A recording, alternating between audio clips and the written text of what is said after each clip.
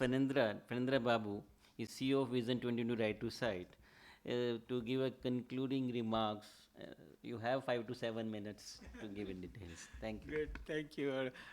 So this is the last session of the entire conference and the last day and the last speaker I am today. So thank you. So on behalf of Vision 2020 India, I want to thank Chair, Vice Chair and Moderator for very nicely conducting this session.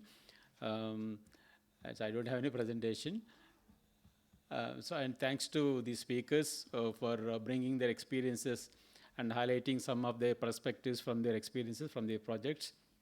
And also, dear audience, thank you so much for taking your time and really attending the session to the last day and the last minute of the today's conference. So thank you so much once again on behalf of Vision 2020 India. So I was actually noting some of the points from this session. So issues that we have noted, a quick summary of it from the last for the 5-6 presentations. We have issues still around the availability, accessibility, and affordability of eye care.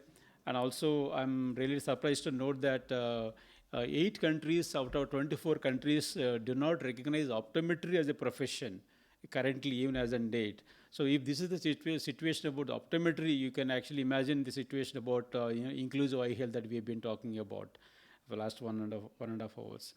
And we also, I think, agreed that integration, we need to have a clarity. What do we mean by integration in our approaches? And some of the barriers of accessing to eye care services, particularly for the people with the disabilities. And good that we have some other some of examples that we have seen from CBM experiences and the Perkins India's experience of providing eye care to the people with the disabilities. I also like the one point. There's one video from Dr. Harpreet's presentation. There's some gentleman. People with the disabilities have some other abilities. I think that's very important to note that I have, taken to my home back. I think this is a very important point that all of us need to keep this in mind. And we also understood that there are sporadic attempts, but I think we need a long-term impact. As a panel really pointed out, and we need the support of bodies like AOS to take this agenda forward, in addition to other bodies like Vision 2020 India. And we also agreed that we need the collective evidence-based policies, evidence-based advocacy to take this agenda forward.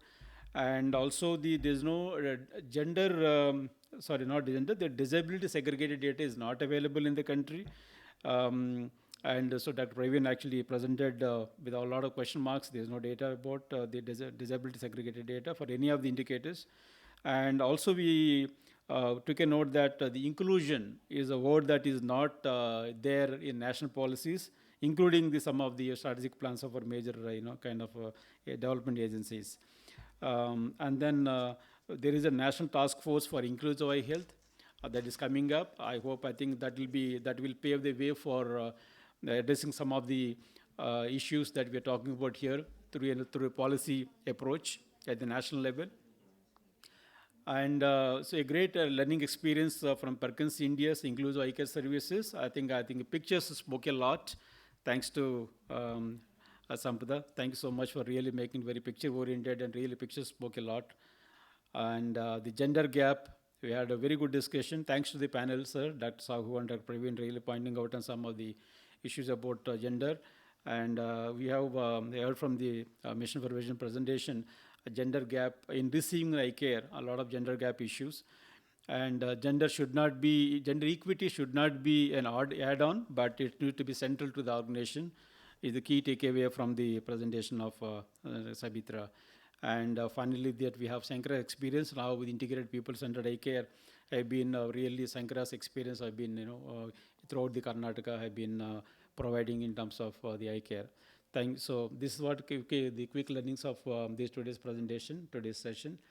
And once again, I would like to thank all the chair, co-chair, and moderator, speakers, and all the audience for really making it possible today and making this a successful event. Thank you so much.